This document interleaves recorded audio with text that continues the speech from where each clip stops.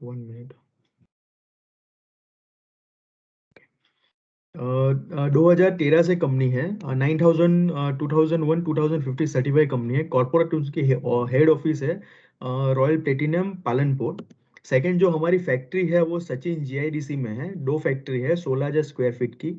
एक फैक्ट्री में हम लोग कॉपर कोटिंग प्लांट और फैब्रिकेशन, और दूसरे फैक्ट्री में जो आर्टिफिशियल ट्रीटमेंट जो होता है वो हम लोग मैन्युफैक्चरिंग कर रहे हैं। हमारी जो कैपेसिटी की बात करूँ तो 15 मेट्रिक टन पर मंथ हम लोग इलेक्ट्रोड पाइपिंग पाइप है या फ्लैटिन पाइप है या कॉपर कोटेड है वो हम लोग मैन्युफैक्चरिंग कर सकते हैं।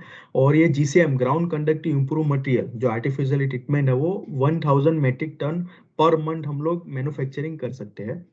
टोटल हमारे पास 50 टाइप के अर्थिंग इलेक्ट्रोड है, अलग अलग एप्लीकेशन के हिसाब से अलग अलग हम लोगों ने इलेक्ट्रोड डेवलप किए हैं एज पर स्टैंडर्ड के हिसाब से। तो स्टैंडर्ड में क्या है वो हम लोग आगे देखेंगे।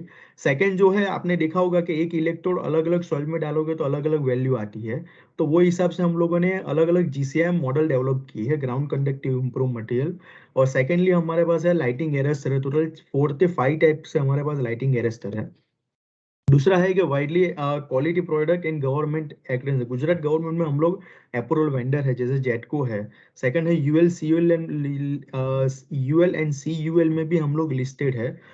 यूएल सीयूएल मतलब ये एक यूएस का स्टैंडर्ड है, जो यूएस और कैनेडियन स्टैंडर्ड, उसमें जो भी अर्थिंग के स्पेसिफिकेशन दिए है बराबर वो हिसाब से आपका जो मटेरियल वो टेस्ट करके देते हैं, और आप क्वालिफाई होते हैं कि नहीं होते हैं वो हिसाब से सर्टिफाई करते हैं।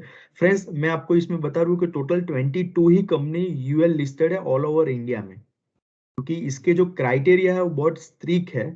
और हम लोग नेक्स्ट मंथ में इसके ऊपर भी हम लोग ये वेबिनार करने जा रहे हैं स्पेशल यूएल और सी यूएल में। अर्थिंग इलेक्ट्रोड के क्या स्पेसिफिकेशन है, क्या क्या टेस्टिंग होना चाहिए इलेक्ट्रोड पे, तो वो पूरा एक अलग हम लोग वेबिनार करेंगे नेक्स्ट मंथ में। थर्ड जो है हमारा कि भाई हाईली स्किल हमारे पास स्टाफ है। हमारे जितने भी मार्केटिंग एग्जीक्यूटिव है वो हम लोगों ने इलेक्ट्रिकल बैकग्राउंड से लिए हैं, क्योंकि ये प्रोडक्ट में 20% मार्केटिंग होता है लेकिन 80% सॉल्यूशन बेस्ड है। सेकंड जो है कि हमारे पास आर&डी की भी टीम अलग से है कि जो नई नई प्रोडक्ट डेवलप करती है और नए नए सॉल्यूशन डेवलप करती है कस्टमाइज। हमारा जो विजन है वो हमारा निफ्टी 50 में हमको एंटर होना है, और वो हम लोग करेंगे। हमारे मिशन जो है कि पैन इंडिया अलग अलग सेक्टर में और अलग अलग सेगमेंट में हमारी प्रोडक्ट हम लोग अप्रूव कराएंगे और वहां पे प्रमोट करेंगे। सेकंड, हमको ओवरसीज मार्केट में भी एंटर होना है। और थर्ड जो है कि अर्थिंग रिलेटेड जितने भी प्रोडक्ट है तो हमारे पोर्टफोलियो में हमको ऐड करनी है अर्थिंग एंड लाइटिंग एरेस्टर के रिलेटेड। फ्रेंड्स, ये हमारे बिजनेस सेगमेंट है जहाँ पे हम लोग अभी काम कर रहे हैं, और अलग अलग टीम हमने वहाँ पे हायर की है। जैसे पावर सेगमेंट में जनरेशन, ट्रांसमिशन, डिस्ट्रीब्यूशन। दूसरा एक रिन्यूएबल सेगमेंट की भी हमारी अलग से टीम है, जहाँ पे सोलार है, विंड है, वहाँ पे हम लोग काम कर रहे हैं। रिटेल सेगमेंट, डीलर नेटवर्क भी हमारा ऑल ओवर इंडिया में है। कॉन्ट्रैक्टर है, ट्रेडर्स है, इंफ्रास्ट्रक्चर में private projects, consultant, government projects. R and D की भी पूरी पूरी टीम हमारी है कि जहाँ पे न्यू प्रोडक्ट डेवलपमेंट है, जहाँ पे रेजिस्टेंस वैल्यू नहीं आ रही है तो एज पर स्टैंडर्ड पूरा सॉइल रेजिस्टिविटी मेजरमेंट करना, और वो डेटा के हिसाब से ग्रिड डिजाइनिंग, मैश डिजाइनिंग, कितने अर्थिंग लगेंगे, वो पूरा डिजाइनिंग एज पर IEEE स्टैंडर्ड के हिसाब से हम लोग डिजाइनिंग करके देते हैं। फ्रेंड्स, आवर सर्विस जो हमारे दो पार्ट्स है, pre sale service and post sale service. Pre sale service में site survey, soil testing and designing, कि जहाँ पे भी कस्टमर कहता है कि वहाँ पे मुझे हार्ड रॉक है, वैल्यू नहीं मिल रही है, मुझे इतनी डिजायर वैल्यू चाहिए, तो वो केस में हम लोग साइट सर्वे करते हैं। उसके बाद सॉइल टेस्टिंग करते हैं। सॉइल टेस्टिंग में दो टाइप्स है, तो वो हम लोग नेक्स्ट सेशन में वो हम लोग देखेंगे। उसके बाद डिजाइनिंग करते हैं। वो हो जाने के बाद कस्टमर को हम लोग ऑन पेपर सॉल्यूशन प्रोवाइड करते हैं कि आपको इतने अर्थिंग लगेंगे, इतनी ग्रिड लगेगी, इतनी मैश लगेगी। और उसके बाद कस्टमर जो हाँ कहता है तो हम लोग इंस्टॉलेशन भी प्रोवाइड करते हैं, और रेजिस्टेंस वैल्यू मेजरमेंट करके रिपोर्ट सबमिट हम लोग करते हैं। Friends, basic knowledge of earthing system की मैं बात करूं, आप लोग तो इलेक्ट्रिकल फील्ड में हो, इसलिए मैं थोड़ा ही डीप में जाना चाहता हूं कि भाई हम लोग जो अर्थिंग लगाते हैं तो उसका मेन दो ही रीजन है। एक तो फर्स्ट ऑफ ऑल है जहाँ पे भी लीकेज करंट है और जहाँ पे भी फॉल करंट है उसको ग्राउंड करने के लिए। और जो अर्थिंग है वो करंट को ही ग्राउंड करता है, न वोल्टेज और कुछ पावर फैक्टर को कुछ ग्राउंड नहीं करता है। और सेकेंडली जहाँ पे भी जीरो रेफरेंस पोटेंशियल प्रोवाइड करना है, क्योंकि वहाँ पे भी अर्थिंग हम लोग प्रोवाइड करते, मतलब अर्थिंग वहाँ पे लगता ही है। और अभी जो भी पीएलसी स्काडा सिस्टम आई है 2000 साल के अभी जो नए नए जो भी इंडस्ट्रीज डेवलपमेंट हो रहे हैं, तो वहाँ पे पूरी सिस्टम अभी ऑटोमाइजेशन हो रही है। तो वहाँ पे आपका जो अर्थिंग प्रॉपर नहीं होगा, तो वो सिस्टम आपकी काम करती नहीं रहेगी। तो वहाँ पे अर्थिंग आपका अच्छा होगा, हमको सिर्फ अर्थिंग नहीं लगाना है, गुड अर्थिंग लगाना है। तो वहाँ की पावर क्वालिटी है वो 80% अर्थिंग के ऊपर डिपेंड है। मैं आपको बता रहा हूँ कि प्रॉपर आपका अर्थिंग नहीं होगा तो न्यूट्रल टू अर्थ वोल्टेज आपके ज्यादा आएंगे, आपका अनबैलेंस लोड भी प्रॉपर नहीं रहेगा। थर्ड जो है कि आपका हार्मोनिक भी ज्यादा क्रिएट करता है, वो जो प्रॉपर अर्थिंग नहीं होगा, तो आपके थर्ड फिफ्थ और सेवन हार्मोनिक, जो स्टार्टिंग के 3 हार्मोनिक अर्थिंग से प्रॉपरली ग्राउंड हो जाते हैं, उसके बाद के हैं तो वहां पे आपको कैपेसिटर्स या इंडक्शन लगाने पड़ते हैं। तो जहाँ पे थर्ड फिफ्थ और सेवन हार्मोनिक जनरेट होते हैं, तो प्रॉपर आपके अर्थिंग डिजाइन होंगे तो वहां पे वो ग्राउंड हो जाता है। फ्रेंड्स, ये हम लोगों ने टॉपिक थोड़ा डीपली कवर किया है कि कई बार हम लोगों ने देखा है कि अर्थिंग और ग्राउंडिंग, हमारे जो इंडिया की मैं बात करूँ तो अर्थिंग और ग्राउंडिंग सब लोग एक ही समझते हैं, लेकिन अर्थिंग अलग है और ग्राउंडिंग अलग है। और सेकेंडली उसके सराउंडिंग में जो भी डेफिनेशन है वो कई बार कस्टमर को पता नहीं होती, यूजर को पता नहीं होती है। तो हम लोगों ने डेफिनेशन के ऊपर थोड़ा 3 4 पीपीटी हम लोगों ने उसमें कवर किया है कि सॉइल रेजिस्टिविटी क्या है, सेकंड अर्थिंग लीकेज करंट क्या है, थर्ड है ग्राउंडिंग क्या है, बराबर है, दूसरा है अर्थिंग क्या है, तीसरा है बॉन्डिंग, व्हाट इज बॉन्डिंग, बराबर है, थर्ड जो है अर्थिंग इलेक्ट्रोड, अर्थिंग मैट और अर्थिंग ग्रिड क्या है। तो हम लोग एक एक टॉपिक को थोड़ा समझेंगे उसमें। तो फ्यूचर में हमारा जितने भी वेबिनार होंगे, तो उसमें हम लोग यही लैंग्वेज यूज करेंगे, तो आपको इजीली उसमें पता चल सकता है। तो अर्थ रेजिस्टेंस और सेल्फ रेजिस्टिविटी क्या होती है। सेल्फ रजिस्टिविटी की बात करता हूँ कि आप अर्थिंग जो करते हो उसमें आप जो भी कंपोनेंट यूज करते हो, जैसे अर्थिंग कौन कौन से कंपोनेंट से बनता है, एक तो सॉइल से बनता है, दूसरा होता है आर्टिफिशियल ट्रीटमेंट से बनता है। तो हम लोग जो बोलते हैं ग्राउंड कंडक्टिव इम्प्रूव मटेरियल, आप चारकोल नमक बोलते होंगे, कई लोग बेंटोनाइट यूज करते होंगे। तो वो आर्टिफिशियल ट्रीटमेंट कौन सी कर रहे हो उसके ऊपर डिपेंड है। थर्ड है अर्थिंग इलेक्ट्रोड है और अर्थ कंडक्टर है। तो इतने जो 4 कंपोनेंट है, तो उसका खुद का एक अवरोध होता है, खुद का रेजिस्टिविटी होता है, रेजिस्टेंस वैल्यू होती है, खुद के अवरोध होते हैं, उसको बोलते हैं रेजिस्टिविटी।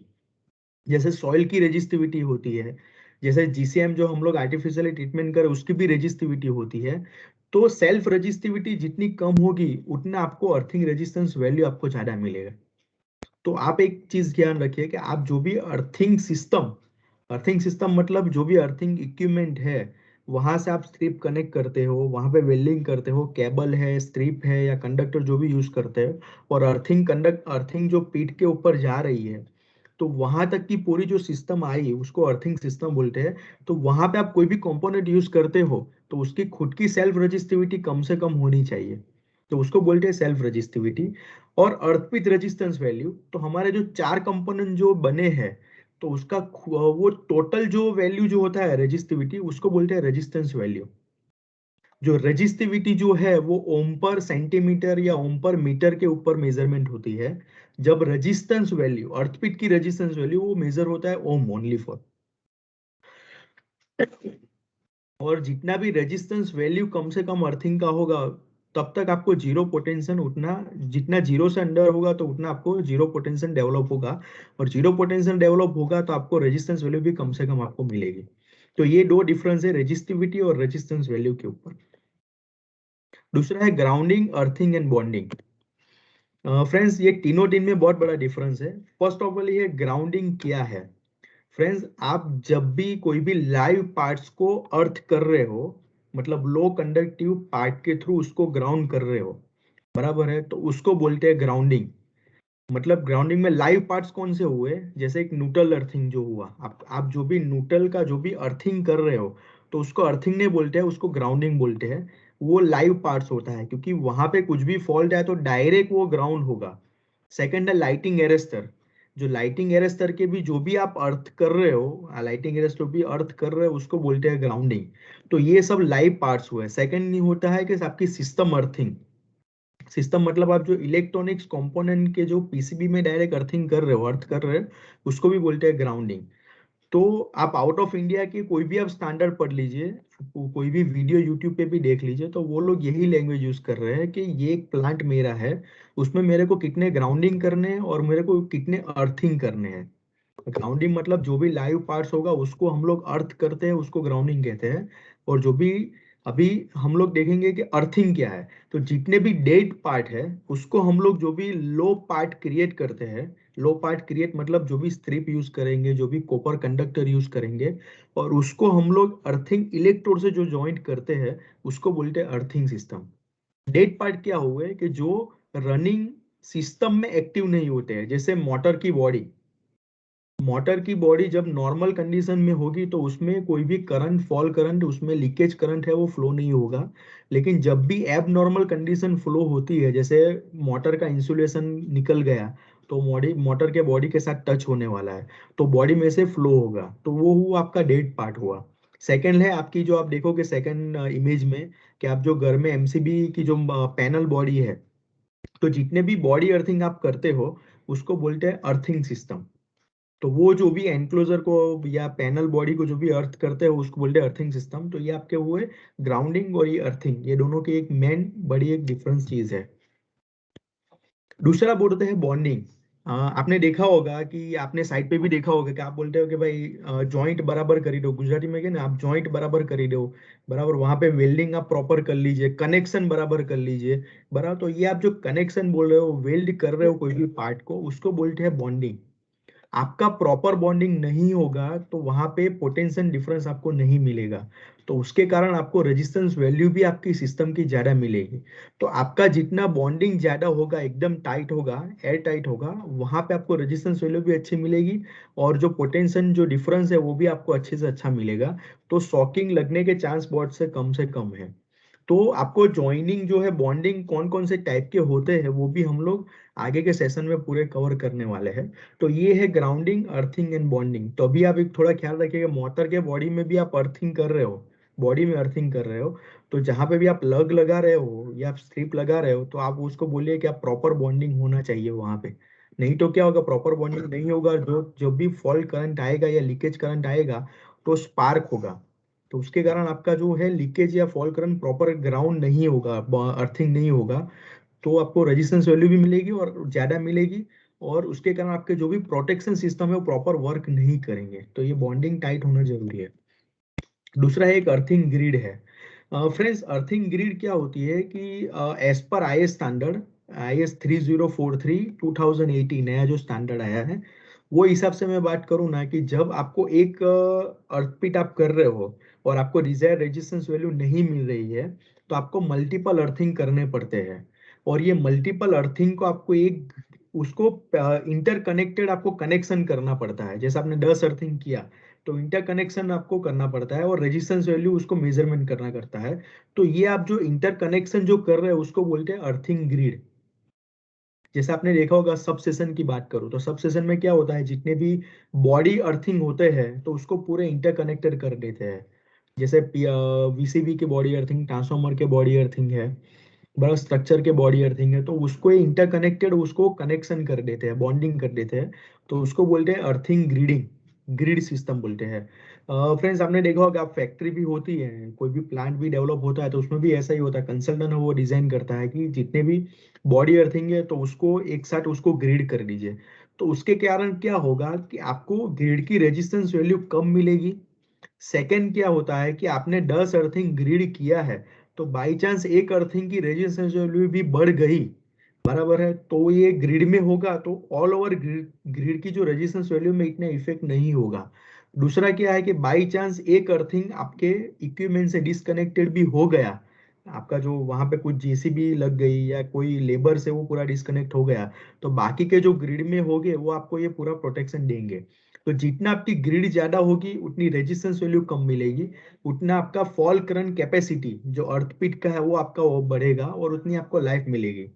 तो ग्रेडिंग करना इंपॉर्टेंट है, लेकिन आपको ग्रेडिंग 3 टाइप की होती है। फर्स्ट ऑफ ऑल, जितने भी बॉडी अर्थिंग है उसको आप ग्रेड करिए, जितने भी न्यूट्रल अर्थिंग है उसको आप ग्रेड करिए, और जितने भी अभी लाइटिंग एरेस्टर के अर्थिंग है उसको ग्रेड करिए, और जो फोर्थ है जितने भी इलेक्ट्रॉनिक्स कंपोनेंट है उसको ग्रेड करिए। लेकिन ये चारे चार जो कंपोनेंट है उसको एक साथ में ग्रेड मत करिए।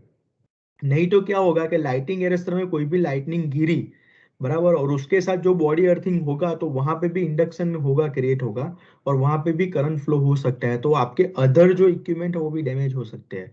तो ये चारे चार को एक साथ ग्रेडिंग नहीं कर सकते एज पर स्टैंडर्ड के हिसाब से।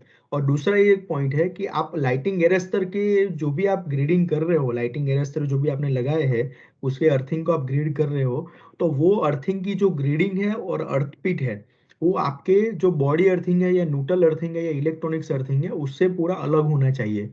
नहीं तो क्या होगा, कोई भी फॉल करंट आएगा, मतलब लाइटिंग स्ट्रोक आएगा, बराबर है, तो वहां पे ईएमएफ क्रिएट होता है, और वो ईएमएफ में दूसरा जो कोई अर्थपिट आ गया तो वहां पे वो करंट फ्लो होगा, तो वो आपको दूसरे जो कंपोनेंट है उसको ये पूरा डैमेज कर सकता है। तो ये एक है ग्रिड है। दूसरा है अर्थपिट मैट।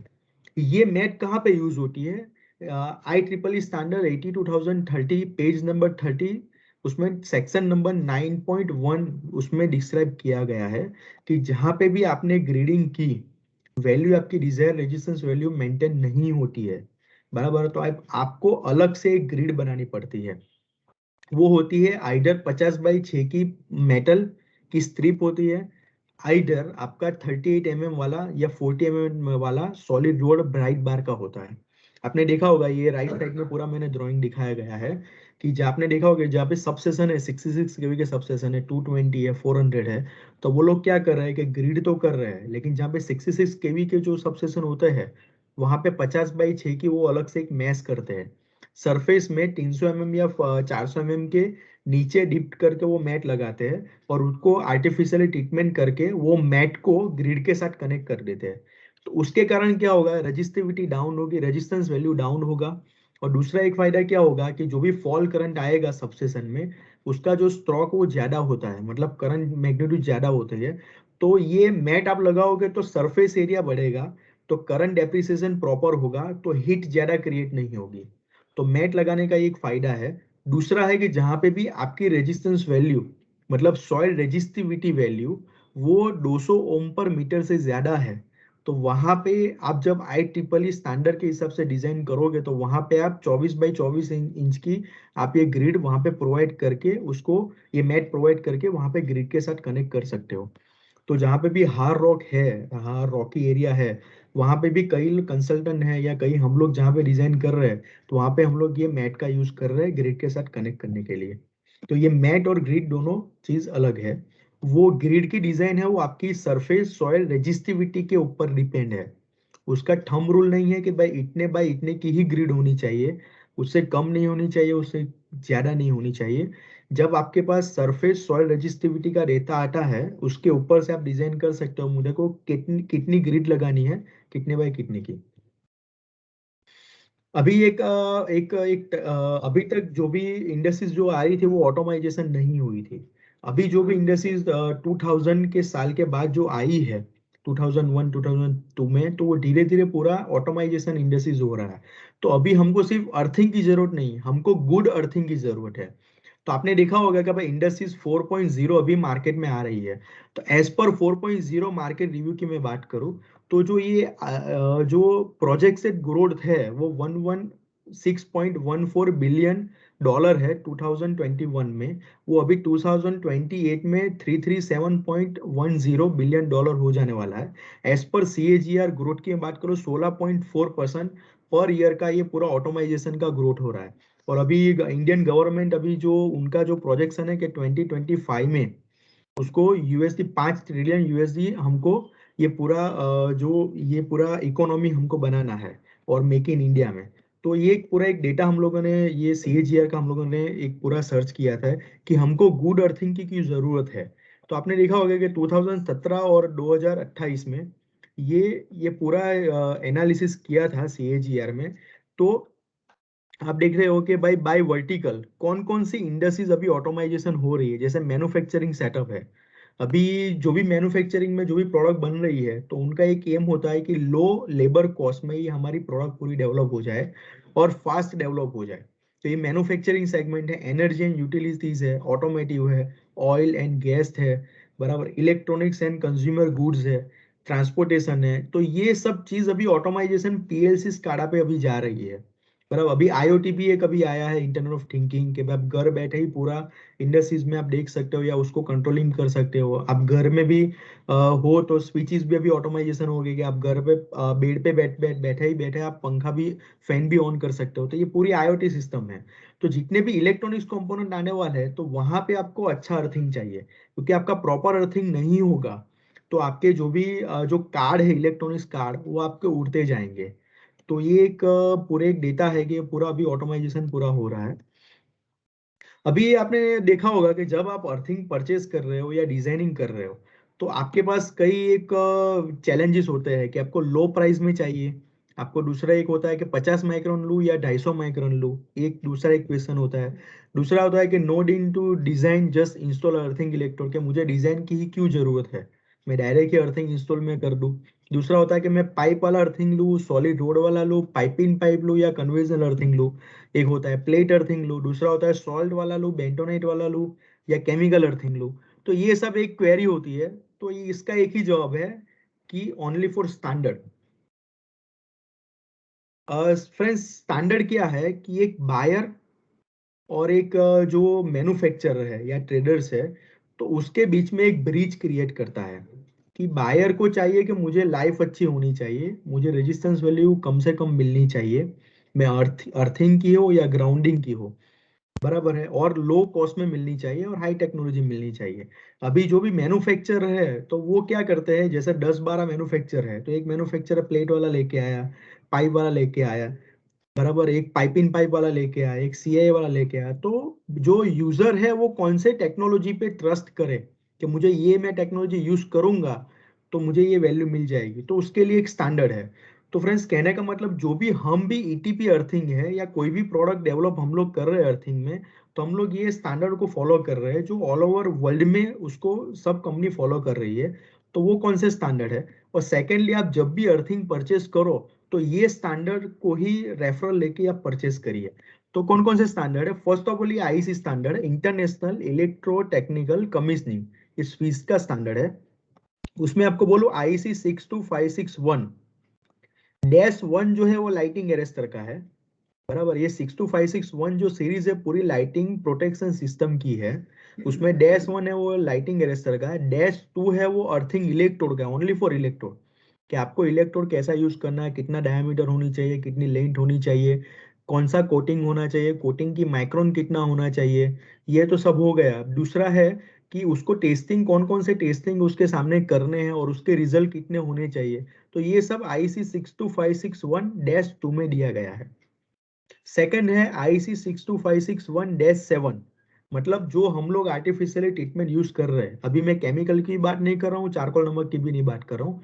आर्टिफिशियली ट्रीटमेंट जो भी हम लोग यूज कर रहे हैं, वो आर्टिफिशियली ट्रीटमेंट का मटेरियल कौन सा होना चाहिए, उसकी कैरेक्टरिस्टिक क्या होनी चाहिए, उसके टेस्टिंग क्या क्या होनी चाहिए। तो ये सब जो दिया गया वो आईसी में दिया गया है।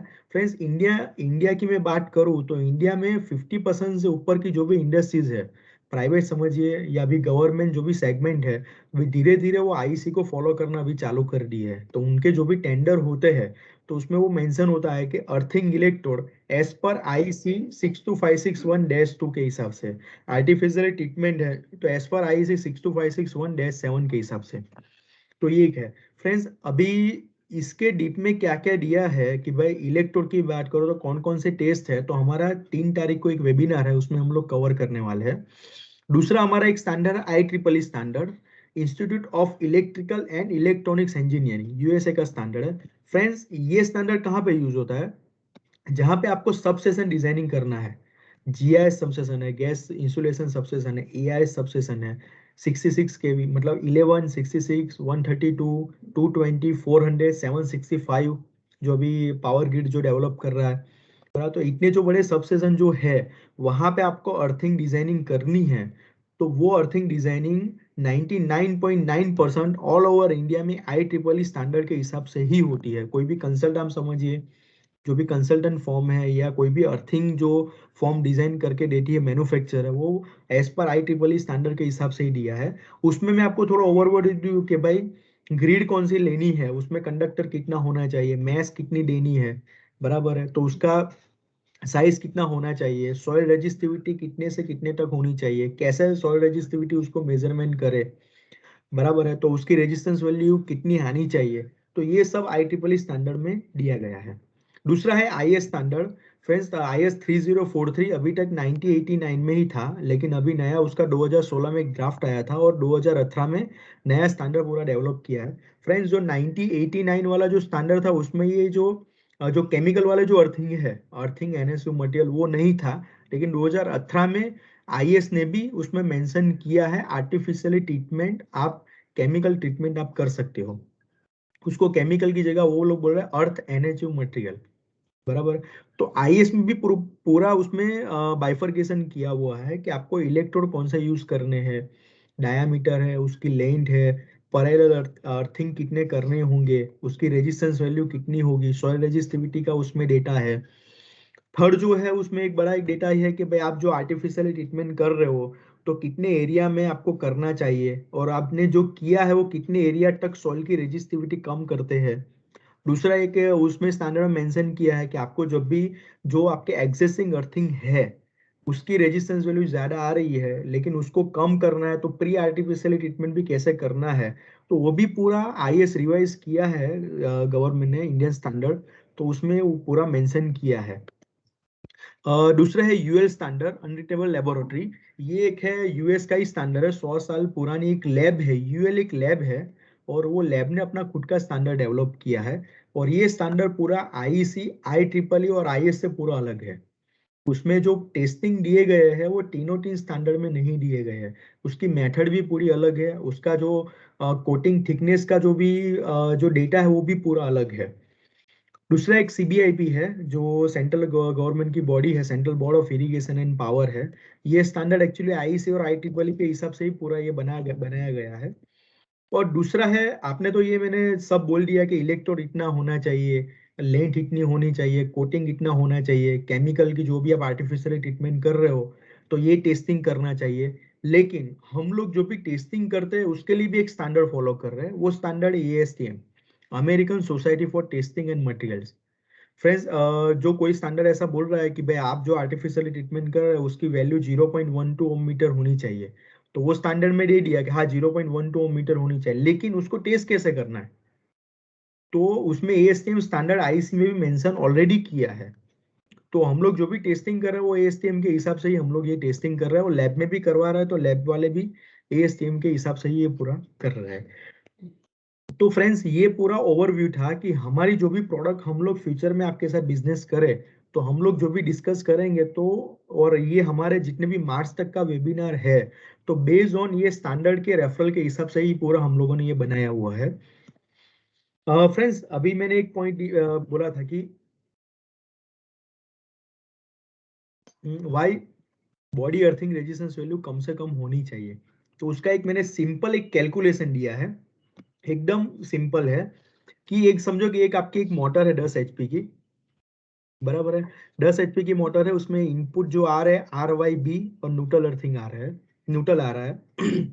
अभी इसमें से आपने ये 2 नंबर जो है उसमें 30 एम्पियर का फ्यूज लगाया है, ये 3 नंबर है अर्थपीट है, और 4 है वो ग्राउंड लेवल है।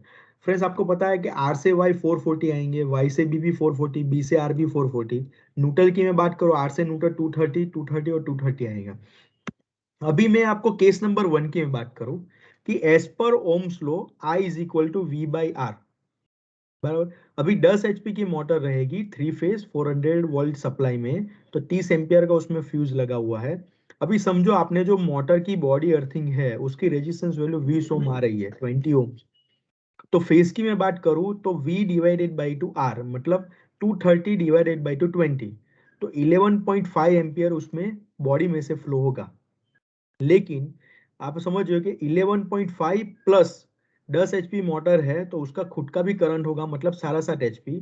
तो टोटल बॉडी में से जो करंट फ्लो होगा वो 19 एम्पियर का फ्लो होगा। अभी ये कंडीशन में आपके कोई भी वर्कर है या आपके कोई भी मैनेजर है, वो बॉडी को टच करेगा मोटर की तो उसको शॉक लगेगा। अभी आप बोलोगे कि फ्यूज आपने लगाया तो वो ब्लो नहीं होगा, उसका रीजन यही है कि 30 एम्पियर का हम लोगों ने फ्यूज ब्लो लगाया है, वो 31 एम्पियर होगा तभी वो फ्यूज ब्लो होगा। लेकिन फ्लो हो रहे हैं सिर्फ 19 एम्पियर, तो फ्यूज ब्लो नहीं होगा। अभी केस नंबर 2 की मैं बात कर रहा हूँ, वही केस नंबर 2 है। अभी बॉडी अर्थिंग की रेजिस्टेंस वैल्यू 1 ओम है। अभी मैं आर की वैल्यू 1 ओम में ऐड करता हूँ तो 230 एम्पियर प्लस साढ़े सात जो एम्पियर है वो उसमें ऐड हो गए, तो बॉडी में से 237.5 एम्पियर फ्लो होगा। ये कंडीशन में फ्यूज ब्लो हो जाएगा। तो ये एक सिंपल कैलकुलेशन से आप पता कर सकते हो कि बॉडी अर्थिंग के रेजिस्टेंस वैल्यू भी इंपॉर्टेंट है। फ्रेंड्स, पहले ये फ्यूज यूज होता था, लेकिन अभी फ्यूज की जगह पे रिले यूज हो रही है, सर्किट ब्रेकर यूज हो रहा है, बराबर, इलेक्ट्रॉनिक्स कंपोनेंट यूज हो रहे हैं। तो अभी वहां पे भी उसकी प्रोटेक्शन सिस्टम अभी माइक्रो लेवल और मिली सेकंड में हो गई है। वो बोलते हैं ना कि भाई ये अभी वर्क नहीं, सेंस नहीं कर रहा है। तो उसका रीजन यही है कि भाई उसको एक रेफरेंस पार्ट प्रोवाइड नहीं हो रहा है। तो आपका रेजिस्टेंस, अर्थिंग की रेजिस्टेंस वैल्यू प्रॉपर नहीं होगा तो आपकी प्रोटेक्शन सिस्टम काम नहीं करेगी। आपके इक्विपमेंट तो ये काम कर रहे हैं, आपने देखा मोटर तो चालू ही है, 19 एम्पियर पे भी चालू ही है, लेकिन आपकी जो प्रोटेक्शन सिस्टम है वो काम नहीं करेगी। तो बॉडी, आप अभी वो भी आप एक बार देख लीजिए कि आपके प्लांट है या आपके कोई भी वर्किंग एरिया में है तो बॉडी अर्थिंग की रेजिस्टेंस वैल्यू कितनी आ रही है। फ्रेंड्स, एक क्वेश्चन आपके माइंड में आया होगा कि भाई बॉडी अर्थिंग की वैल्यू कितनी होनी चाहिए। तो मैं आपको बता दूं, एज पर आईसी स्टैंडर्ड, एज पर I triple standard, IS standard, UL standard, उसमें कहीं पे भी आपको रेजिस्टेंस वैल्यू मेंशन नहीं की है कि बॉडी अर्थिंग की वैल्यू ये आनी चाहिए। उसमें एक लाइन लिखी है कि आपकी सॉइल रेजिस्टिविटी के ऊपर डिपेंड है, आपकी सॉइल रेजिस्टिविटी स्पॉट में कौन सी है, वो उसके ऊपर आपकी रेजिस्टेंस वैल्यू आती है। अभी आपको चाहिए 2 ओम वैल्यू, तो आपकी सॉइल रेजिस्टिविटी देखनी पड़ेगी और वो हिसाब से डिजाइन करना पड़ेगा। तो वो एक फिक्स नहीं है। हाँ, लेकिन आरडीएसओ की बात करो, आरडीएसओ एक खुद यूजर है, रेलवे एक खुद यूजर है, तो उसका एक स्टैंडर्ड है। तो उन्होंने एक बोला है, एक वो रेफरेंस हम लोग ले सकते हैं कि बॉडी अर्थिंग वो लोग जो भी मेंटेन कर रहे हैं आरडीएसओ में, तो 5 ओम से नीचे होना चाहिए। आप वो आरडीएसओ का कोई भी स्टैंडर्ड 2017 का एक आया है, तो वहां पे आप देख सकते हैं, तो वो लोग बॉडी अर्थिंग में 5 ओम से नीचे मांग रहे हैं वो लोग। जहां पे भी सिग्नलिंग अर्थिंग है तो वहां पे 2 ओम से नीचे है, और जहां पे भी न्यूट्रल अर्थिंग है, जैसे कि न्यूट्रल ग्राउंडिंग है, जो सब सेशन के जितने भी अर्थिंग है, तो वहां पे वो लोग 1 ओम से नीचे मांग रहे हैं। तो जितने भी ग्राउंडिंग है, जैसे न्यूट्रल है, लाइटिंग एरे स्तर के है, तो वो लोग वहां पे 1 ओम से नीचे है, लेकिन जहां पे भी जितने भी अर्थिंग है तो वो लोग 5 ओम से नीचे वो लोग मेंटेन कर रहे हैं। तो कोई भी स्टैंडर्ड में एक फिक्स वैल्यू नहीं दिखाई गई है कि इतनी ही आनी चाहिए। वो लोग एक ही चीज बोल रहे हैं कि आपकी सॉइल रेजिस्टिविटी के ऊपर डिपेंड है। दूसरा, आपने देखा होगा कि why the neutral to earth voltage generated more frequently. आपने देखा होगा आपके वहां पे कोई भी पीएलसी स्काडा लगी होगी ना, सिस्टम लगी होगी, तो सिस्टम जो भी आपके मशीन लगाने वाले आए होंगे इंजीनियर, तो वो लोग कई बार बोलते होंगे कि भाई यहाँ पे अर्थिंग की वैल्यू नहीं आ रही है। आप मेजरमेंट करोगे तो रेजिस्टेंस वैल्यू ही कम से नीचे बता रहा है, तभी भी वो इंस्टॉलेशन नहीं कर रहा है मशीन के, नहीं नहीं आपके आ नहीं रहे। तो वो लोग मेजरमेंट क्या करते हैं, वो लोग मेजरमेंट करते हैं न्यूट्रल टू अर्थ वोल्टेज। ये मैंने थोड़ा एक सिंपल हाथ से में डायग्राम मैंने बनाया है कि फेज टू न्यूट्रल आपको मेजरमेंट करना है, तो सिंगल फेज में आपको मिलेंगे 230 वोल्टेज, लेकिन न्यूट्रल में से कितने वोल्टेज आ रहे हैं तो आपको मेजरमेंट करना पड़ेगा न्यूट्रल टू अर्थ वोल्टेज। तो ये न्यूट्रल टू अर्थ वोल्टेज क्यों ज्यादा आते हैं, तो उसके टोटल 3 कारण है, मेन मेन 3 रीजन है। पहला वाला जो रीजन है कि आपके जो भी पावर ट्रांसफॉर्मर है, जैसे पावर ट्रांसफॉर्मर आपका जो भी पावर आ रहा है गवर्नमेंट से आ रहा है, या आपका एचटी, आपके एचटी डिमांड होगी तो आपका खुद का ट्रांसफॉर्मर होगा, बराबर, तो वहां पे वो लोग न्यूट्रल अर्थिंग करते हैं। तो न्यूट्रल जो ग्राउंडिंग किया है उसकी रेजिस्टेंस वैल्यू आपको ज्यादा मिलेगी, ज्यादा होगी, तो उसके कारण न्यूट्रल टू अर्थ वोल्ट आपके ज्यादा आते हैं। दूसरा होता है अनबैलेंस लोड, तो उसके कारण भी न्यूट्रल टू अर्थ वोल्ट आपके ज्यादा आएंगे। और तीसरा होता है कि थर्ड, फिफ्थ और सेवन हार्मोनिक आपके ज्यादा है। ये 3 हार्मोनिक ज्यादा होंगे तो उसके कारण क्या होगा कि जो भी लोड है वो न्यूट्रल पे पड़ेगा।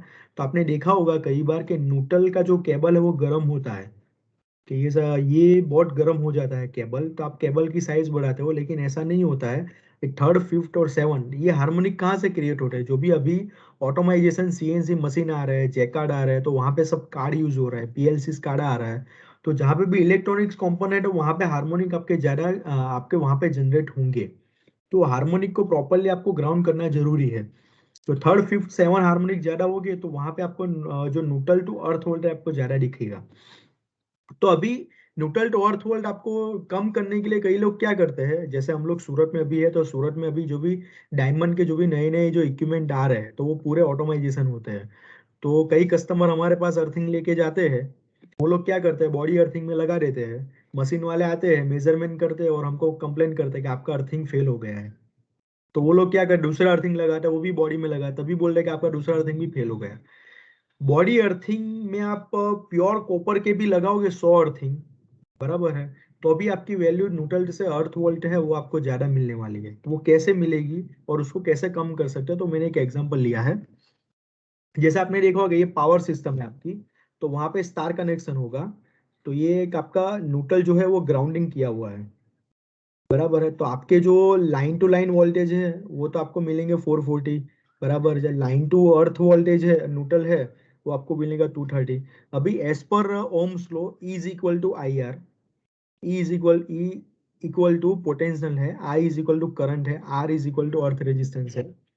अभी ट्रांसफार्मर की बात करूं तो I R is equal to I B is equal to I Y, मतलब जो आपका न्यूट्रल पॉइंट है वो जीरो होना चाहिए आइडियल कंडीशन में, लेकिन वो ऑल ओवर वर्ल्ड में जीरो नहीं होगा, वो जीरो से नियरेस्ट आएगा। उसका रीजन मैं आपको बता रहा हूँ, आपने जो भी ग्राउंडिंग किया है न्यूट्रल को जो भी ग्राउंड किया है वो भी एक मेटल है।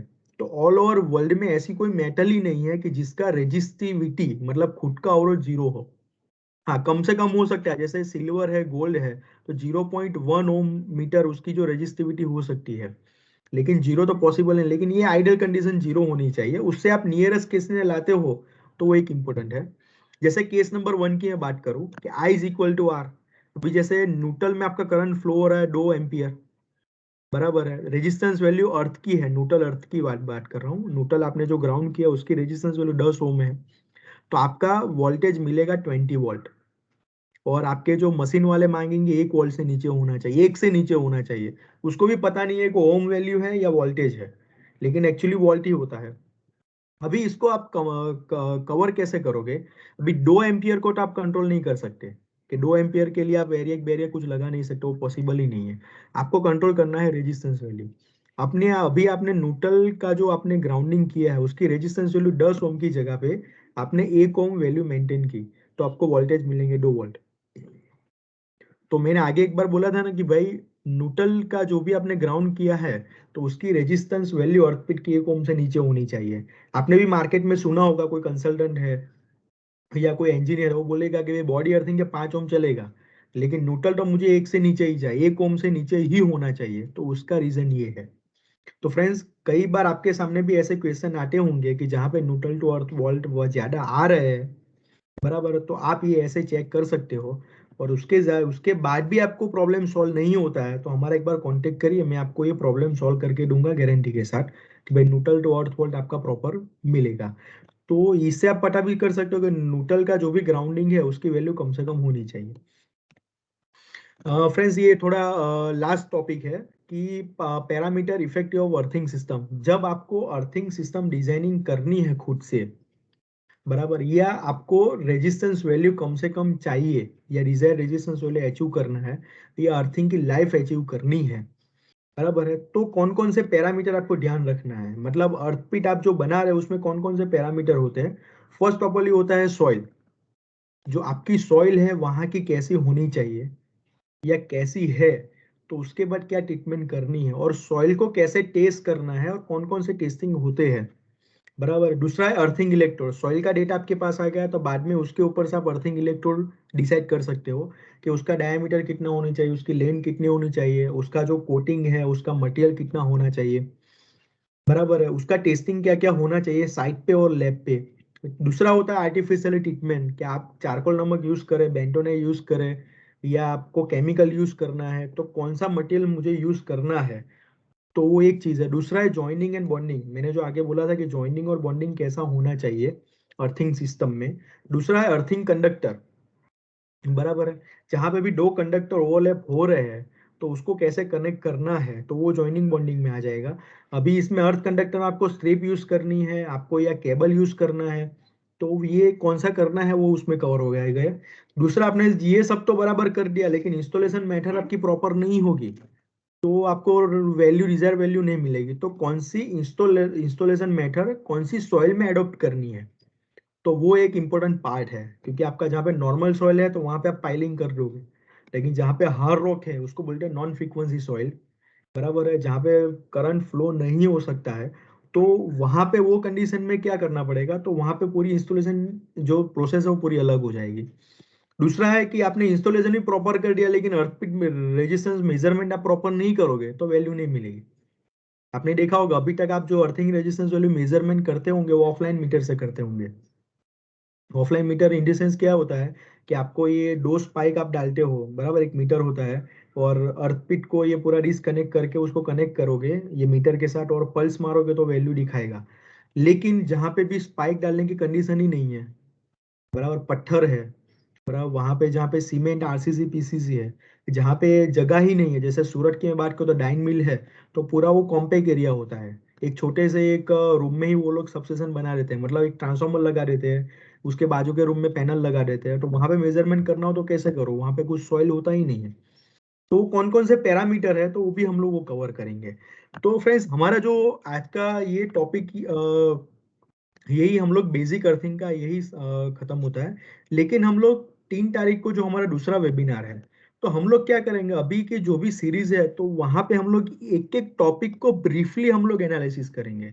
जैसे सॉइल है, तो हम लोग जो 3 तारीख को हमारा है वो दो पॉइंट पे हम लोग डिस्कस करेंगे। फर्स्ट ऑफ ऑल है कि सॉइल रेजिस्टिविटी एज पर आईएस में क्या दिखाई गई है, आई ट्रिपल ई में, आईसी और यूएल स्टैंडर्ड में। तो सॉइल रेजिस्टिविटी की रेंज क्या होनी चाहिए, मतलब आप जो सॉइल रेजिस्टिविटी कैसे मेजरमेंट करोगे लैब में और साइट पे, किससे मेजरमेंट करोगे, लैब में जो जहां पे आप मेजरमेंट करवाते हो तो कौन कौन से कंपोनेंट आपको मेजरमेंट करवाने हैं। दूसरा है कि आपको मेजरमेंट नहीं, लेकिन आपके सामने ही सीधा रिपोर्ट आ गया, तो उससे आपको कैसे पता चलेगा कि ये कोरोसिव सॉइल है या नॉन कोरोसिव सॉइल है। दूसरा है कि जो उसके मॉइस्चर कंटेंट है उसकी लिमिट कितनी होनी चाहिए, बराबर है। तो ये जो डिटेल जो पूरी है, तो ये बेसिक डिटेल सॉइल रेजिस्टिविटी और स्टैंडर्ड में ये दो पॉइंट पे हम लोग ये सॉइल, जो ये पॉइंट है ये वाला सॉइल वाला, वो हम लोग कवर करेंगे। दूसरा हम लोग पॉइंट लेंगे 3 तारीख को कि इलेक्ट्रोड, जो मैंने बताया कि सॉइल के बाद इलेक्ट्रोड, तो कौन से टाइप का इलेक्ट्रोड होता है मार्केट में, कौन से टाइप का डायमीटर यूज करना है, कौन सी लेंथ यूज करनी है, 1 मीटर, 2 मीटर, 3 मीटर, कोई कोई 20 मीटर भी यूज कर रहे हैं, लेकिन एक्चुअली वो गलत चीज है।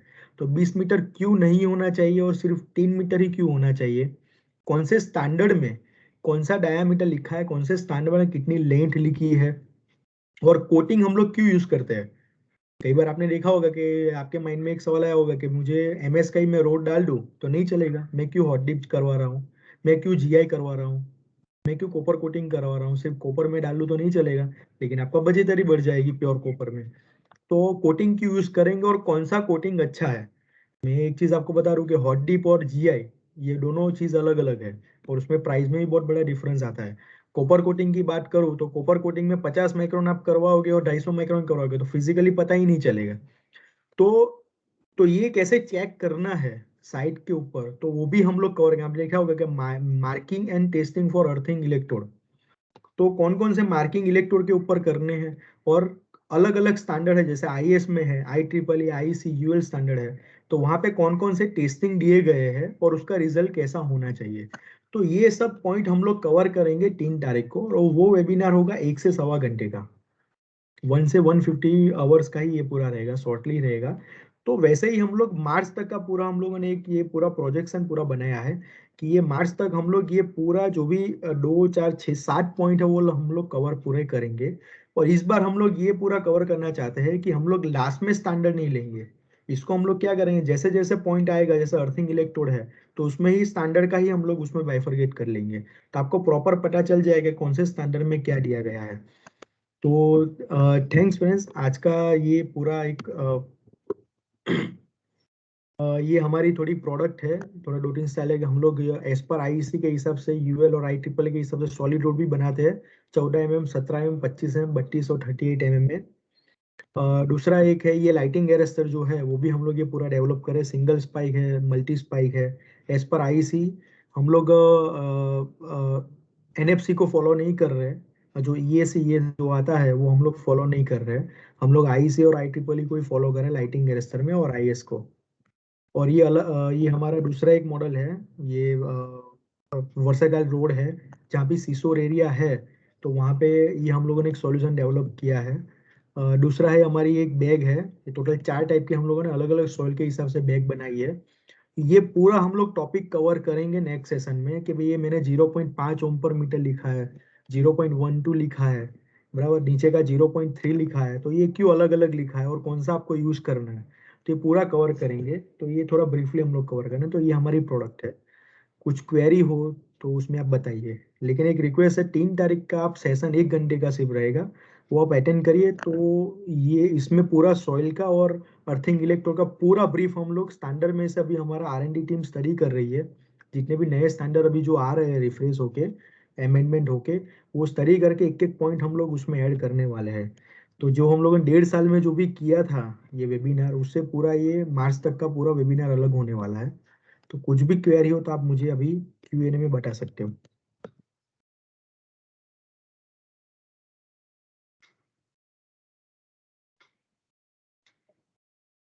अंकित भाई।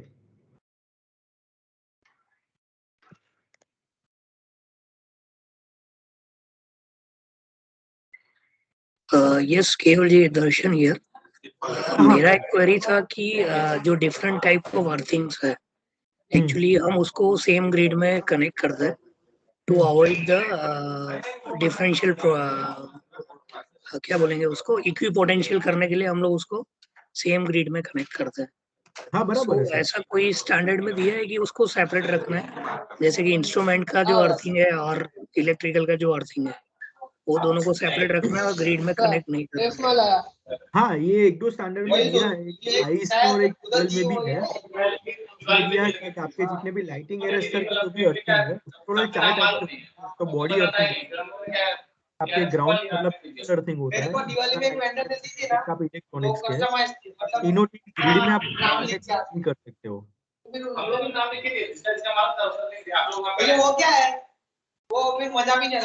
ये रिपीट करेंगे, ये नॉइज आ रहा है इसलिए पता नहीं चल रहा है। किसका चालू है, आपका ही है पीछे से?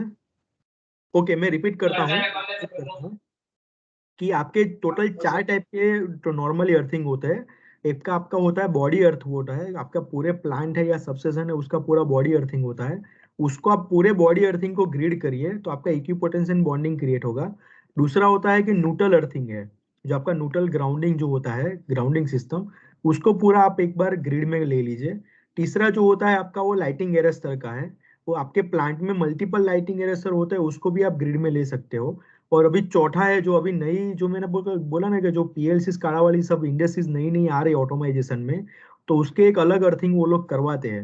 एक्चुअली वो अलग अर्थिंग क्या होता है कि वो लोग क्या करते हैं, जो भी सीएनसी मशीन वाले होते हैं वो अपने जीईबी का है, वो उसका न्यूट्रल यूज नहीं करते, वो खुद का न्यूट्रल जनरेट वहां पे करते हैं। तो उसका एक अर्थिंग अलग होना चाहिए। उसका रीजन स्टैंडर्ड में दिया गया है कि जब भी कुछ न्यूट्रल में कुछ फॉल्ट आया, कुछ भी फॉल्ट आता है वो न्यूट्रल में जाता है, या लाइटिंग एरेस्टर का कुछ भी लाइटनिंग हुआ, बराबर है, तो वो हाईली इंडक्टिव होता है। और उसके सराउंडिंग में कोई भी अर्थिंग बॉडी अर्थिंग वाला आ जाएगा, बराबर है, तो वहां पे भी वो इंडक्ट होके करंट वो क्रिएट होगा और वो बैक जाने की संभावना है, तो वो डैमेज हो सकता है आपके इक्विपमेंट को। तो ये चारे चार जो अर्थिंग है उसको आप इंटरकनेक्टेड नहीं कर सकते हो एज पर स्टैंडर्ड। ओके। दूसरा क्वेश्चन था कि अपना जो अर्थिंग मैश बनाते हैं हम लोग, उसमें कुछ मेंटेनेंस रहता है क्या बाद में? सो और इट इज मेंटेनेंस फ्री? हम लोग जो मैच जो बनाते हैं उसमें बाद में मेंटेनेंस नहीं होता है सर। ओके। हाँ, क्योंकि मैच जो हम लोग बनाते हैं जहाँ पे 66 या उससे अबव सबसेशन है, वहां पे वो अर्थिंग मैस अलग से बनती है, और वो अलग से मैस बनती है 40 mm की रोड की। जहाँ पे भी 130 के ऊपर के है वो 40 mm के जो ब्लैक MS बार होते हैं वहां पे बनती है। तो उसकी जो लाइफ है वो लाइफ आपको मैं बोलूँ ना 25 से 30 साल से आप मिलेगी।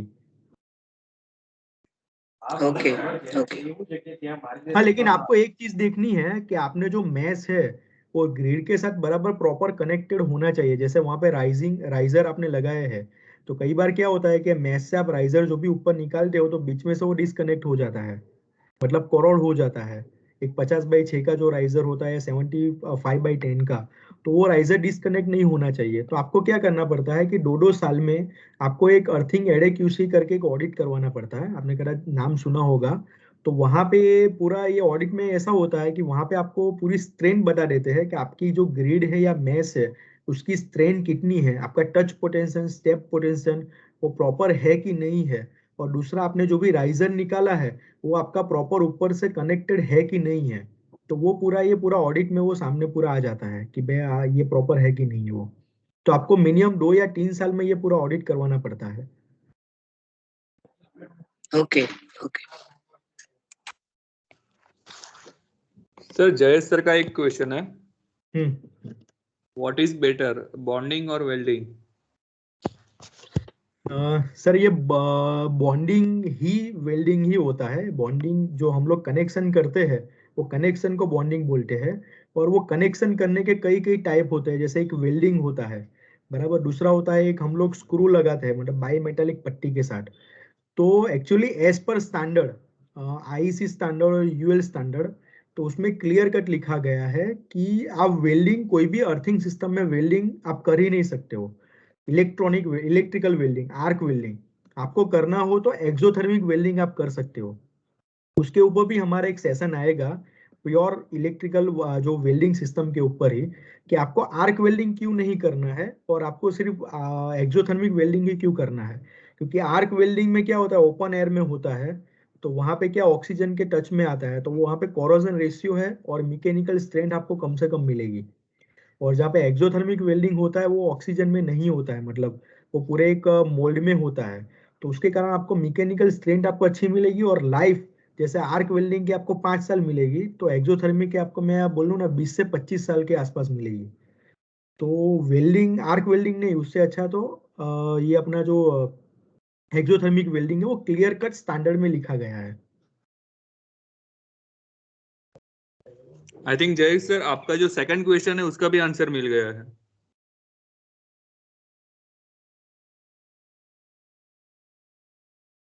Okay, what is the life of earthing pit? Sir Jayesh sir का ही क्वेश्चन है। हाँ, ये क्वेश्शन अच्छा है, ये पूरा डिजाइन के ऊपर जाता है। एक्चुअली मैं आपको बोलूँ ना कि अर्थिंग की लाइफ है वो 99.9% ओनली फॉर सॉइल के ऊपर डिपेंड है। आपकी सॉइल कोरोसिव रही, अभी कितनी रेजिस्टिविटी है, जैसे 50 ओम पर मीटर या 100 ओम पर मीटर है, वो हम लोग आगे के सेशन में जो 3 तारीख का जो सेशन है उसमें हम लोग सॉइल रेजिस्टिविटी के ऊपर पूरा 1 घंटे का सेशन लेने वाले हैं। तो उसमें पूरा मैं बाइफर्केशन करूंगा कि कौन सी वैल्यू आइडियल है। तो आपकी जो रेजिस्टिविटी कम से कम होगी तो वहां पे आपको लाइफ नहीं मिलेगी, तो आपको वहां पे फोकस करना पड़ेगा इलेक्ट्रोड के ऊपर। तो जो अर्थिंग की जो लाइफ है वो सॉइल के ऊपर ही है, तो आपकी सॉइल वहां की कैसी है उसके ऊपर आपको मैं कह सकता हूँ कि ये इसकी आपकी अर्थिंग की लाइफ है वो इतनी मिलेगी। तो वो सॉइल के ऊपर है, बल्कि के इलेक्ट्रोड के ऊपर भी नहीं है, और आप आर्टिफिशियल ट्रीटमेंट करोगे उसके ऊपर भी नहीं है, और इंस्टॉलेशन के ऊपर भी नहीं है, वो सॉइल के ऊपर ही है। सर प्रीतेश सर નો ક્વેશ્ચન છે એક, why earth to neutral earthing is high? हाँ, neutral to earth voltage, Preeti ji मैंने आपको बोला ना कि 3 कारण के हिसाब से ये पूरा हाई होता है। एक तो पहला पहला कारण है कि आपका जो ट्रांसफॉर्मर है, कई बार अभी क्या हो रहा है कि 60 से 70% केस में हम लोगों ने देखा है कि छोटे जो एलटी कनेक्शन वाले हैं, तो उसका जो ट्रांसफॉर्मर जो होता है वो गवर्नमेंट प्रोवाइड करता है, मतलब गवर्नमेंट से पूरा पावर आता है।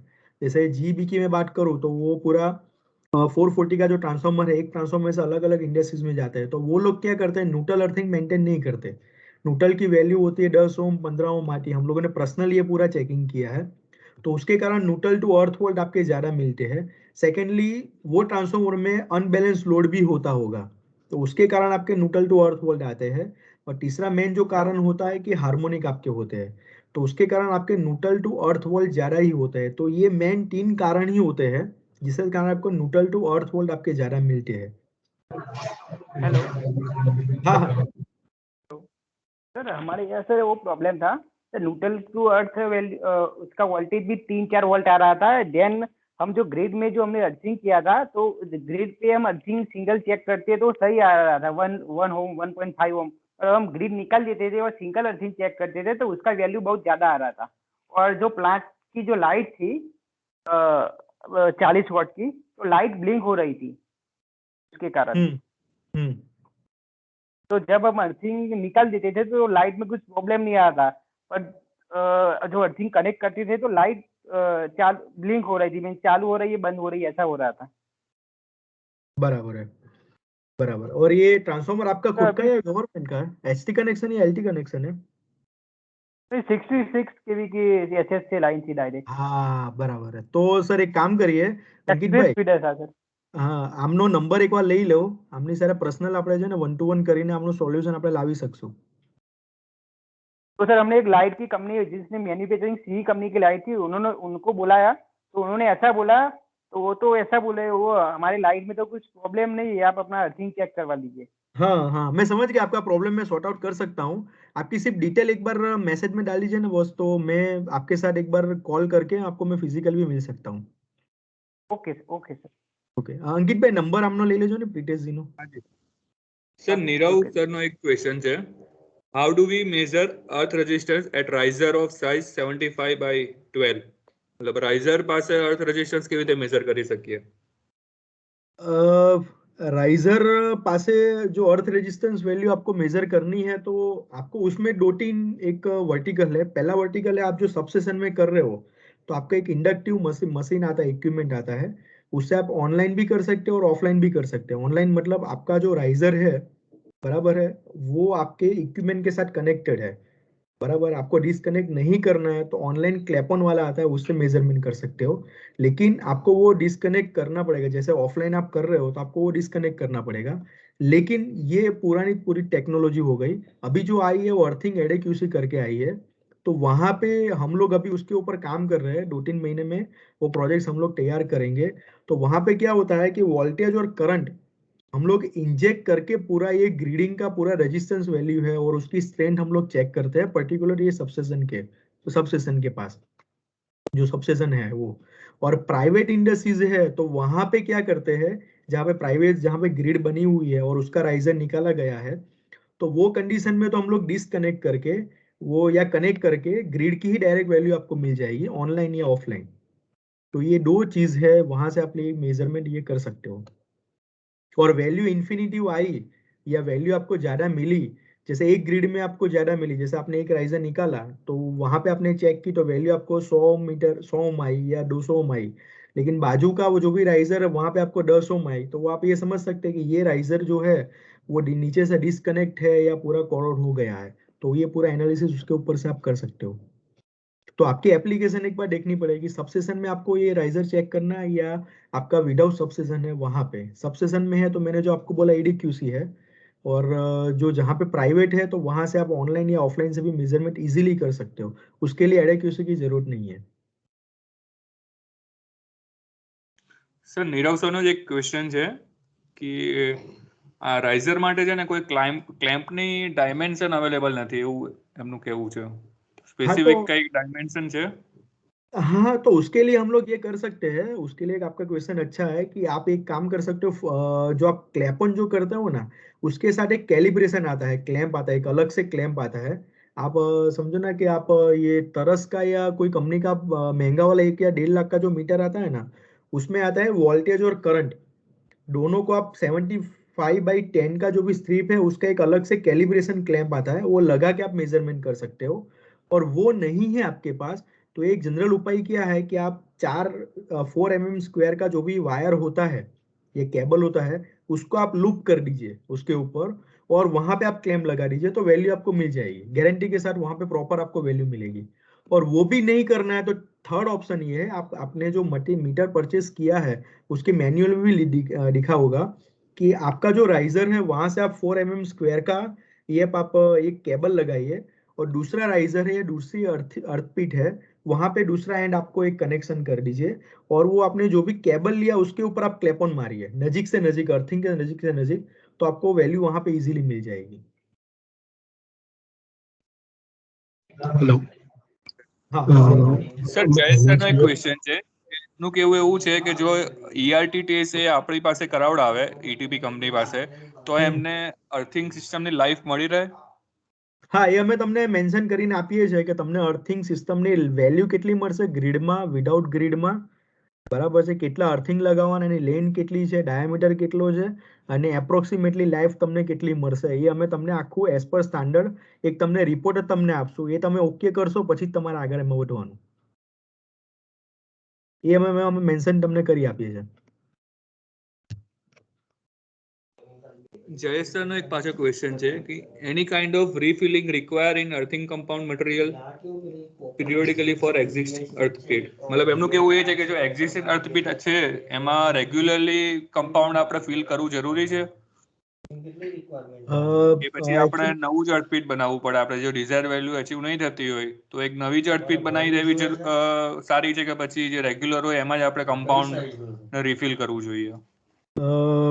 उसमें एक्चुअली परसों ही हम लोग ये पूरा स्टैंडर्ड स्टडी कर रहे थे, तो IS 2080 में 2-3 पॉइंट इसमें लिखे हुए हैं कि जब आपके रेजिस्टेंस वैल्यू कब बढ़ती है, तो आपका जब भी टेम्परेचर है वो टेम्परेचर आपका बढ़ता है 1 सेल्सियस, तो उसके सामने 9% आपके रेजिस्टेंस वैल्यू अप होती है. जैसे आपने 5 साल पहले अर्थिंग किया था तो वो जगह पे आपने देखा हो गूगल में भाई वहां पे नॉर्मल टेम्परेचर 25 डिग्री के आसपास होता है, लेकिन अभी आप चेक कर रहे हो तो टेम्परेचर 30 डिग्री के आसपास आ रहा है. तो 45% आपकी जो वैल्यू है वो बढ़ेगी. अभी उसके सामने आपके कोई क्राइटेरिया होंगे. क्राइटेरिया क्या होता है, जैसे हम लोग एनालिसिस करते हैं कि कस्टमर के, जैसे अडानी में हम लोगों ने काम किया तो अडानी में क्या होता है कि 5 ओम से नीचे वैल्यू आया तो वो लोग प्रीफर कर लेते हैं. 5 से 10 ओम के नीचे इन बिटवीन वैल्यू आया तो वो लोग क्या करते हैं, नॉर्मल आर्टिफिशियली ट्रीटमेंट कर देते हैं एज पर IS स्टैंडर्ड के हिसाब से. लेकिन जहां पे 10 ओम से ऊपर वैल्यू आती है, 15 ओम है, 16 ओम है, तो वैसे अर्थपिट को वो लोग पूरे एक बाजू में दूसरा नया अर्थपिट कर रहे हैं और उसके साथ वो लोग कनेक्शन दे देते हैं. मतलब वो लोग क्या करते हैं, जो पुरानी अर्थपिट है उसको डिस्कनेक्ट नहीं करते हैं, उसके ऊपर ट्रीटमेंट भी नहीं करते, लेकिन उसके बाजू में नया अर्थपिट कर लेते हैं और पुरानी और नई अर्थपिट को वो लोग कनेक्शन कर देते हैं, ग्रिड में कनेक्शन कर देते हैं और ये दोनों को ही वो लोग ग्रिड में दे देते हैं. तो ऐसे स्टैंडर्ड आपके खुद के भी होंगे कि आपको कितना डिजायर रेजिस्टेंस वैल्यू तक चल सकता है, उससे ऊपर होगा तो आपको नया अर्थपिट करना पड़ेगा. और हाँ, IS में दूसरा भी दिया गया है कि आपकी पुरानी अर्थपीट है तो उसको आपको रीट्रीट भी कर सकते हो, उसकी भी प्रोसीजर दी गई है, तो वो प्रोसीजर को भी हम लोग फॉलो करके रीट्रीट कर सकते हैं.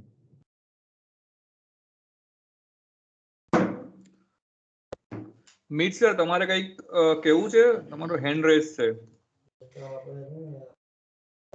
સર આપણે જે દેશમાં કોપર નાખીએ છીએ, કોપર રોડ, તેના માટે આપણે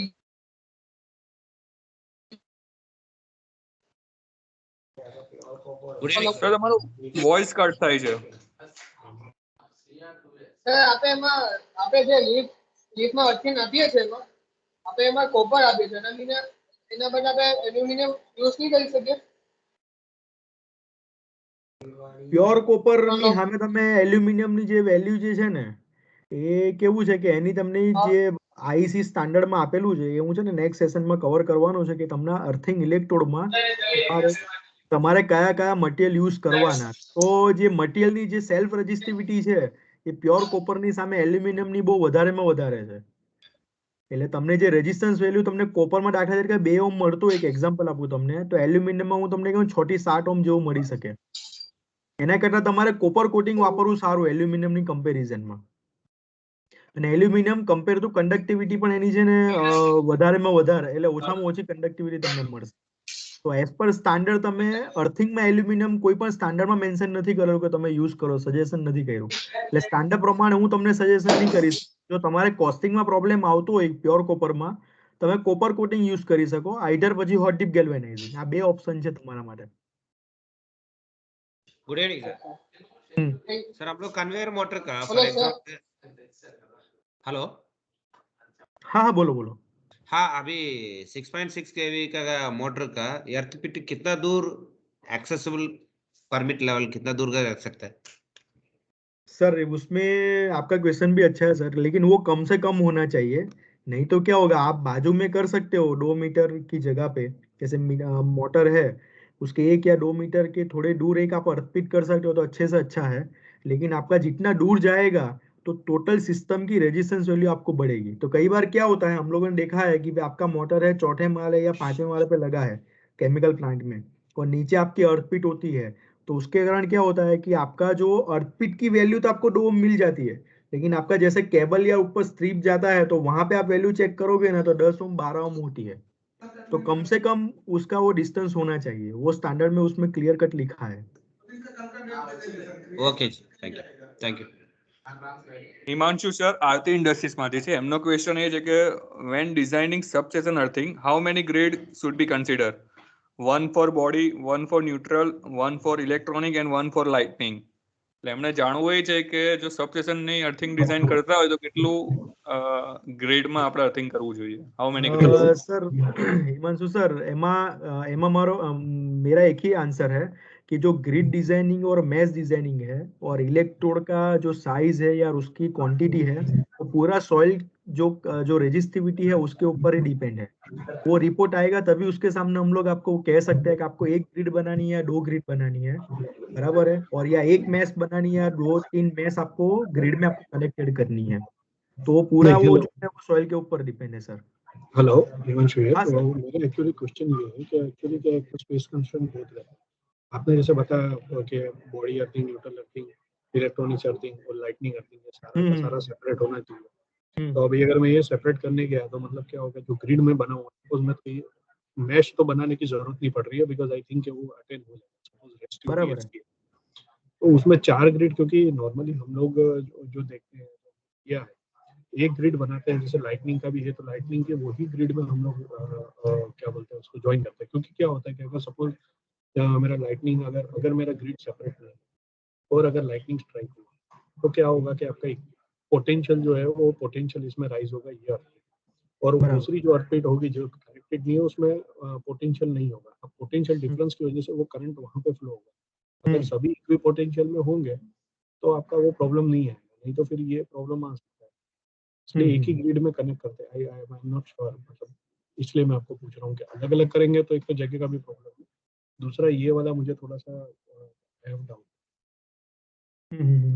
एक्चुअली हम लोगों ने अभी एक एक्चुअली हम लोगों ने पिछले साल एक हम लोगों ने एक जेवी किया था ताकलकर कंसल्टेंट के साथ, जो उनको कुछ 50 इयर्स का जेटको में वो सीई थे, और सबसेशन और ये जो टावर लाइनिंग में है उनका एक्सपीरियंस अच्छा है, और उनके साथ भी हम लोगों ने डिस्कस किया था। तो उनका भी एक व्यू आया था कि इक्विपोटेंशियल बॉन्डिंग तो ओके बराबर हो रहा है, लेकिन कई बार क्या होता है कि आप इक्विपोटेंशियल बॉन्डिंग कर रहे हो लेकिन राइजर जो आपके जो राइजर है वो आपके डिस्कनेक्ट हो गए बीच में से 10 साल या 15 साल के बाद, बराबर है। तो वो कंडीशन में क्या होता है कि आप प्रॉपर जो मेंटेन नहीं करोगे तो इक्विपोटेंशियल बॉन्डिंग नहीं रहेगा, और जब भी तब लाइटनिंग जो होगी तो उसके कारण क्या होगा कि आपके इक्विपमेंट डैमेज हो सकते हैं। तो वो कंडीशन में हाँ, वो आप एक की जगह पे आप अलग अलग करोगे तो वो बढ़िया है, लेकिन आपका क्वेश्चन एक अच्छा है कि जहाँ पे स्पेस नहीं है तो वहां पे IEEE स्टैंडर्ड में पूरा दिखाया गया है कि जहाँ पे आप ग्रिड नहीं कर सकते हो तो वो कंडीशन में मैट कितना करना है, या मैट नहीं कर सकते हो ग्रिड कैसे करना है, मल्टीपल लेयर के भी ग्रिड का ऑप्शन उसमें दिया गया है, तो वो उसमें हम लोग ऑप्शन क्रिएट कर सकते हैं sir. Okay, thank you. Sir આપણે શરદ સરનો એક મેસેજ છે ટોરેન્ટમાં આપણે જે મળવા ગયા હતા ને ડિસ્ટ્રીબ્યુશનમાં, એમનો છે કે what about the use of stainless steel for earthing? मतलब એમનું કેવું એ છે કે જો આપણે અર્થિંગમાં સ્ટેનલેસ સ્ટીલ વાપરીએ તો ચાલી શકે એમ? उसमें सर क्या है कि IEC स्टैंडर्ड में तो टोटल 4 टाइप के मेटल यूज कर सकते हो। एक तो आपको है ब्लैक MS बार, दूसरा कोटिंग की बात करूँ तो हॉट डिप गैल्वेनाइजिंग, तीसरा कॉपर कोटिंग और प्योर SS स्टील है। लेकिन 4 में से भी आप स्पेसिफिकेशन देखोगे ना कि खुद की सेल्फ रेजिस्टिविटी कितनी है, तो प्योर कॉपर की जगह आप कॉपर कोटिंग और SS में आप देखोगे ना तो SS की रेजिस्टिविटी बहुत आपको ज्यादा मिलेगी, तो उसके कारण आपको कंडक्टिविटी आपको नहीं मिलेगी। हाँ, लाइफ आपको मिलती है, life compare to copper coating है या प्योर कॉपर है तो आपकी लाइफ मिलती है, लेकिन हम लोग अर्थिंग जो करते हैं वो कंडक्टिविटी इंप्रूव करने के लिए करते हैं।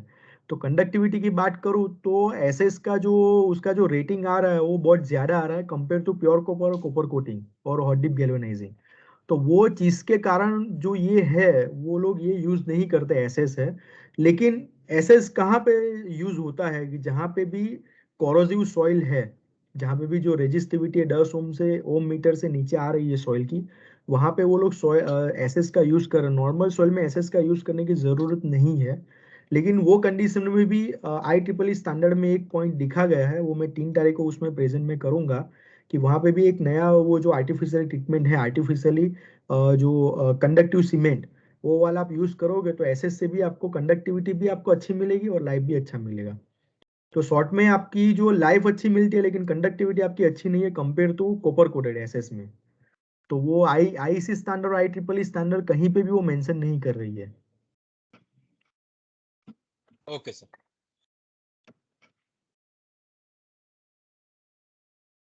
ओके ओके, तो फ्रेंड्स पटी अंकित भाई बता सवाल। हाँ, I think all covered. Okay, तो मेरी एक रिक्वेस्ट है सबसे आप कि भाई 3 तारीख को आप एक बार वेबिनार रजिस्टर करवाइए। तो वो इंटरेस्टिंग पूरा टॉपिक है सॉइल रजिस्टिविटी के ऊपर, और हम लोग केस स्टडी भी हम लोग उसमें बताएंगे।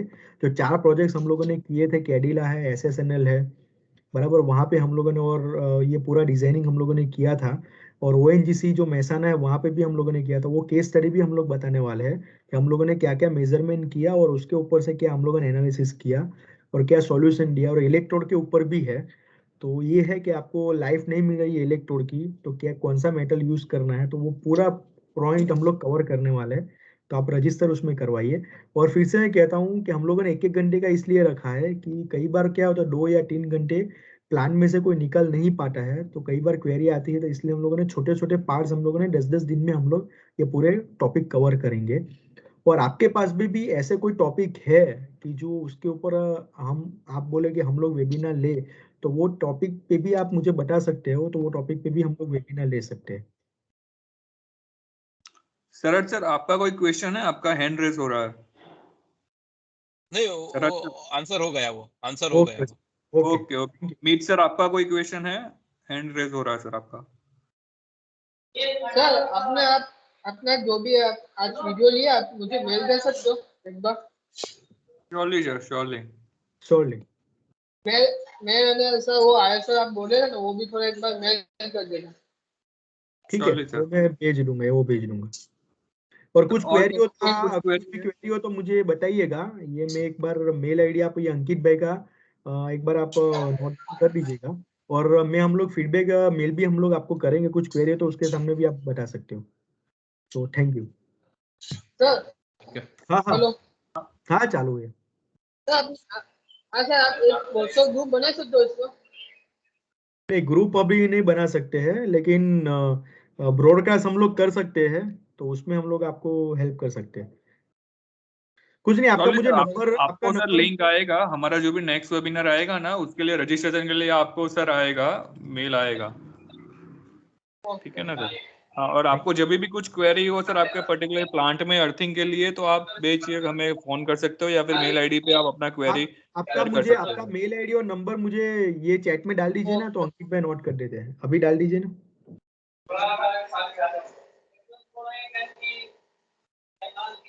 ओके। और किसी का कुछ क्वेरी है सर, या फिर हम लोग अभी क्लोज करें? ओके, तो क्लोज करते हैं।